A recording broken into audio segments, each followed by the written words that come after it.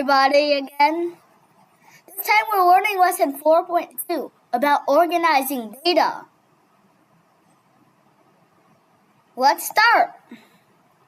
When you collect a large amount of data, you need to organize it in some way so that it becomes easy to read and use. Tables, for example, tally tables, frequency tables, and two-way tables, are the most commonly used methods of organizing data. Tally tables. Tallies are little marks, like these ones, that you use to keep record of items you count. Each time you count 5 items, you draw a line across the previous 4 tallies to make a group of 5. Grouping tallies in 5s makes it much easier to count and get a total when you need one. A tally table is used to keep a record when you are counting things. Look at this tally table. A student used this to record how many cars of each color there were in a parking lot. He made a tally mark in the second column each time he counted a car of a particular color.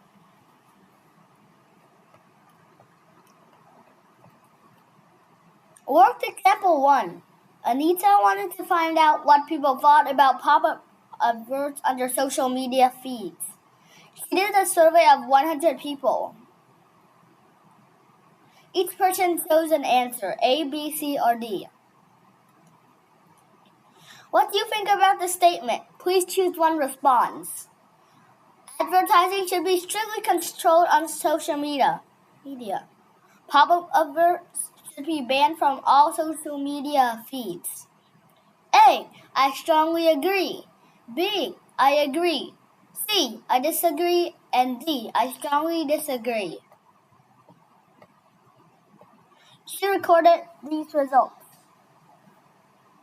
And I want to say 100 letters. Draw a tally table to organize the results. What do the results of her survey suggest people think about pop-up advertising on social media?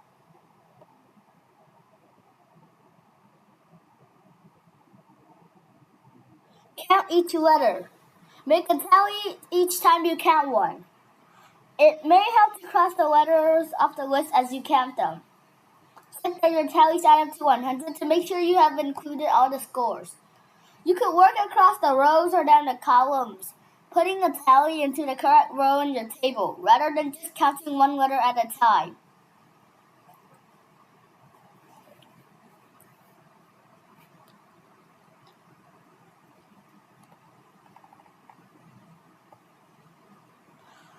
The results suggest that people generally don't think advertising should be banned on social media. 57 people disagreed or strongly disagreed. Only 24 of the 100 people strongly agree with Anita's statement. Exercise 4.2. Balsam threw a dice 50 times. These are her scores. Draw a tally table to organize her data.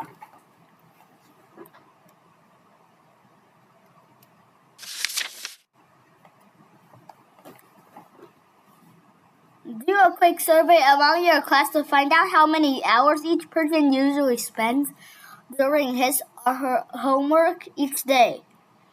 Draw your own tally table to record and organize your data. Question 3. Faisal threw 2 dice together 250 times. Ooh, that's a lot of times. And recorded the score he got using a tally table. Look at the tally table and answer the questions about it.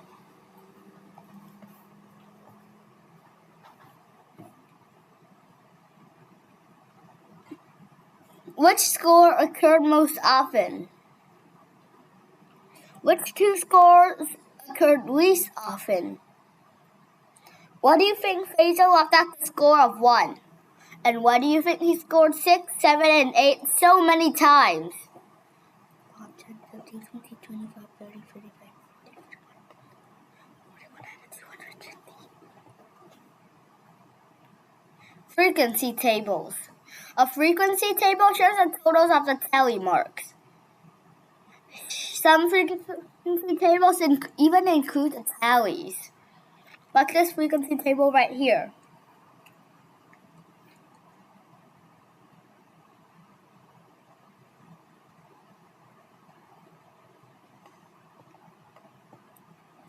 The frequency table has space to write a total at the bottom of the frequency column. This helps you to know how many pieces of data were collected. In this example, the student recorded the colors of 157 cars.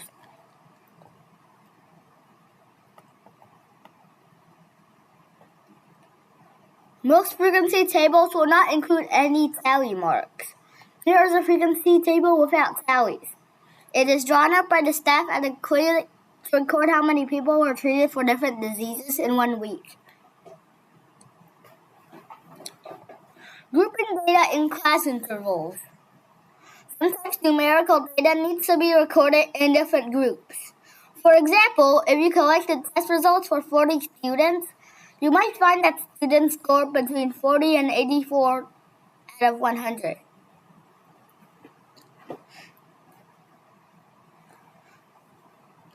If you recorded each individual score, and they could all be different, you would get a very large frequency table that is difficult to manage. To simplify things, the collected data can be arranged in groups called class intervals. A frequency table with results arranged in class intervals is called a group frequency table. Look at the example below. The range of scores from 40 to 84 has been divided into class intervals.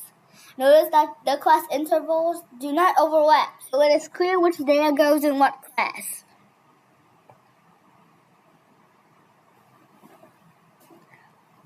Exercise 4.3, question 1. Sheldon did a survey to find out how many coins a student in his class had on them, in their pockets or purses. These are his results. Copy this frequency table and use it to organize Sheldon's data. What is the highest number of coins that any person had on them? How many people had only one coin on them?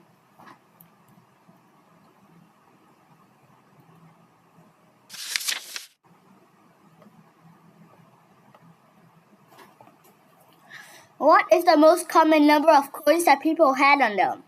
And how many people did the Sheldon survey altogether? How could you show this on a frequency table? Question 2. Penny works as a waitress in a fast food restaurant. These are the amounts in dollars spent by 25 customers during her shift. Copy and complete this group frequency table to organize the data. How many people spent less than $20? How many people spent more than $50? What is the most common amount that people spent during Penny's shift? Question 3. We will now record the length in minutes and whole seconds of each phone call he makes during one day. These are his results. Use a group frequency table to organize the data.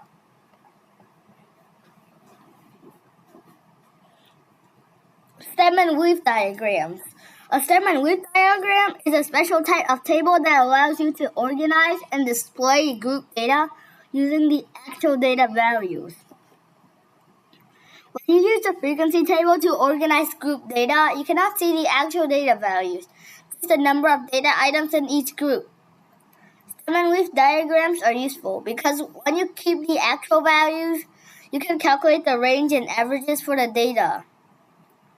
In the stem and leaf diagram, each data item is broken into two parts, a stem and a leaf. The final digit of each value is the leaf and the previous digits are the stem. The stems are written to the left of the vertical line, and the leaves are written to the right of the vertical line. For example, a score of 13 would be shown as 1 as the stem and 3 as the leaf. In this case, the tens digit is the stem and the units digit is the leaf. A larger data value, such as 259, would be shown as 25 as the stem and 9 as the leaf.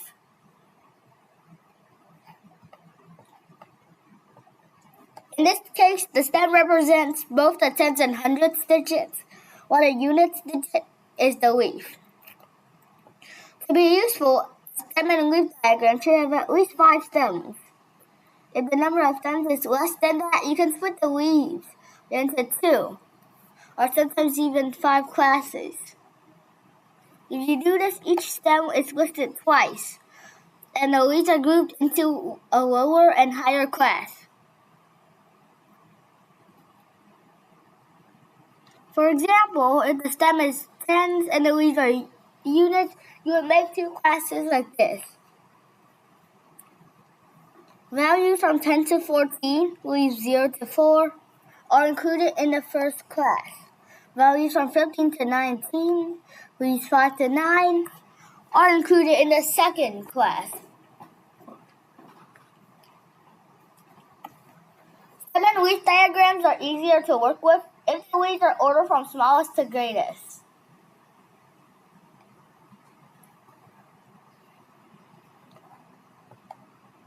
Worked example 2. This data set shows the ages of customers using an internet cafe. Draw a stem and leaf diagram to display this data. So group the ages in intervals of 10 to 19, at 20 to 29, and so on.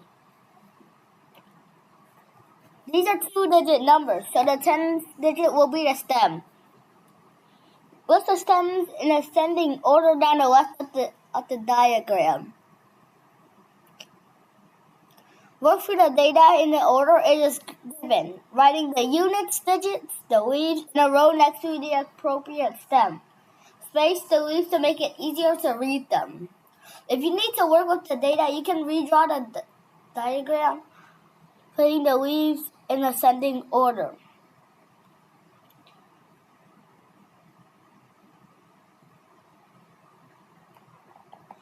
From this reorganized stem and leaf diagram, you can quickly see that the youngest person using the internet cafe was 17 years old, the first data item. The oldest person was 55, the last data item, and most users were in the age group 30 to 39 years old, the group with the largest number of leaves. A back-to-back stem and leaf diagram is used to show 2 sets of data. The second set of data is plotted against the same stem, but the leaves are written to the left. This stem and leaf plot compares the battery life of 2 different brands of mobile phones.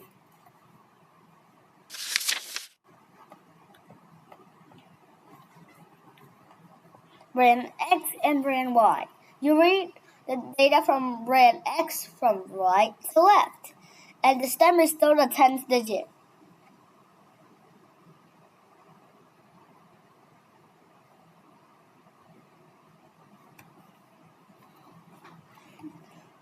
Exercise 4.4. Question 1. The mass of some grade 10 students was measured and recorded to the nearest kilogram. These are the results. Construct the stem and leaf diagram to display the data.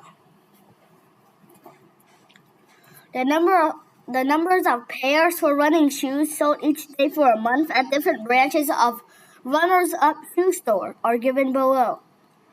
Draw a back-to-back stem and leaf diagram to display the data. Which brand has the most sales in one day during the month? Which brand appears to have sold the most pairs? Why?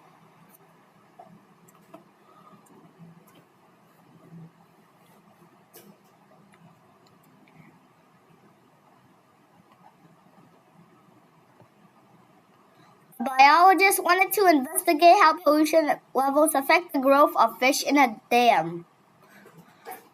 In January, she caught a number of fish and measured their length before releasing them back into the water. The stem and leaf diagram shows the length of the fish to the nearest centimeter. How many fish did she measure? How long was the longest fish measured? How many fish were 40 centimeters or longer? Do you think the diagram would change if she did the same survey in a year and the pollution levels has increased and stunted the growth of the fish? The conditions of the water improved and the fish increased in length.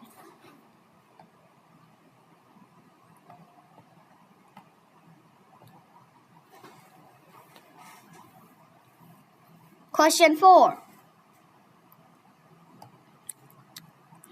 This stem and leaf diagram shows the pulse rate of a group of people measured before and after exercising on a treadmill. How many people had a resting pulse rate before exercise in the range of 60 to 70 beats per minute? What was the highest pulse rate measured before exercise?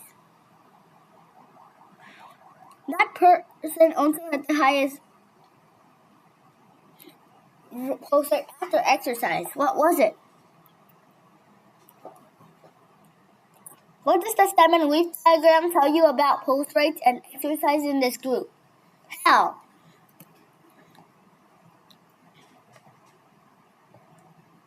Two-way tables. A two-way table shows the frequency of certain results for two or more sets of data. Here is a two-way table showing how many men and women drivers were wearing their seatbelt when they passed the checkpoints.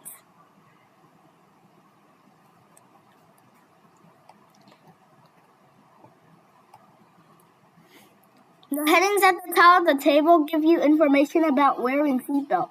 The headings on the side of the table give you information about gender.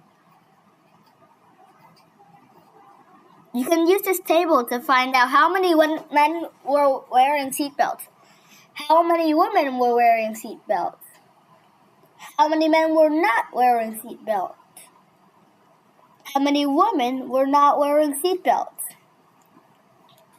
You can also add the totals across and down to work out how many men were surveyed, how many women were surveyed, and how many people, men and women, were wearing seatbelts or not wearing seatbelts.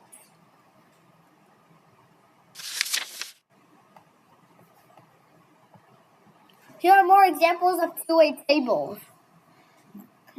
Here's one about drinks and crisps sold at a school tuck shop during lunch break. Another one is how often male and female students use Facebook.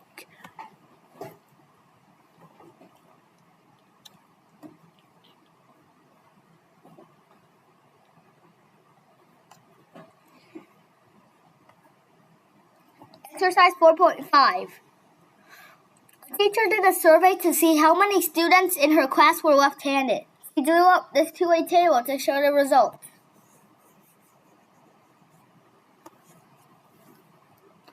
How many left-handed girls are there in the class? How many of the girls were right-handed?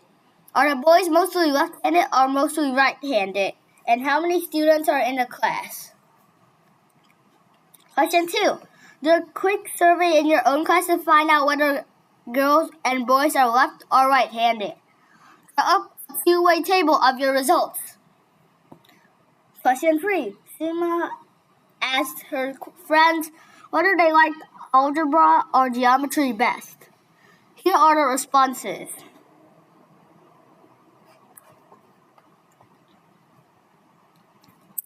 Draw a two-way table using these responses.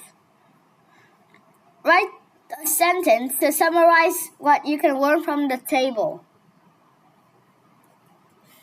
Two-way tables in everyday life. Two-way tables are often used to summarize and present data in real-life situations. You need to know how to read these tables so that you can answer questions about them. Work example 3. This table shows world population data for 2008 with estimated figures for 2025 and 2050.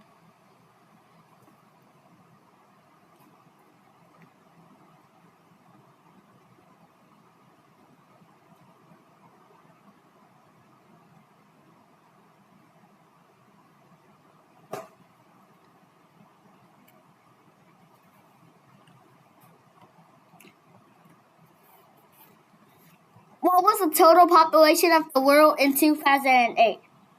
By how much is the population of the world expected to grow by 2025? What percentage of the world's population lived in Asia in 2008? Give your answer to the closest whole percent. Which region is likely to experience a decrease in population between 2008 and 2025? What is the population of this region likely to be in 2025? By how much is the population expected to decrease by 2050?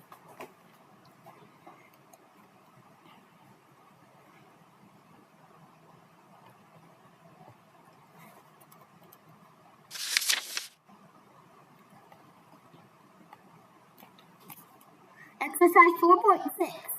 Applying your skills. This distance table shows the flying distance in miles between some major world airports. Find the flying distance from Hong Kong to Dubai, London, and Sydney.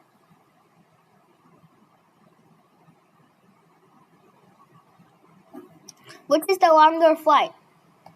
Istanbul to Montreal or Mumbai to Lagos?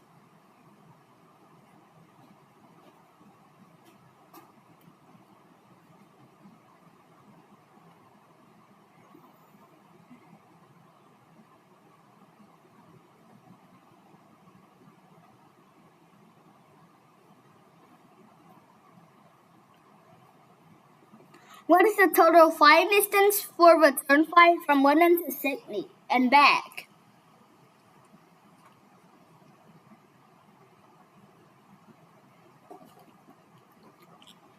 If the plane flies at an average speed of 400 miles per hour, how long will it take to fly the distance from Singapore to Hong Kong to the nearest hour?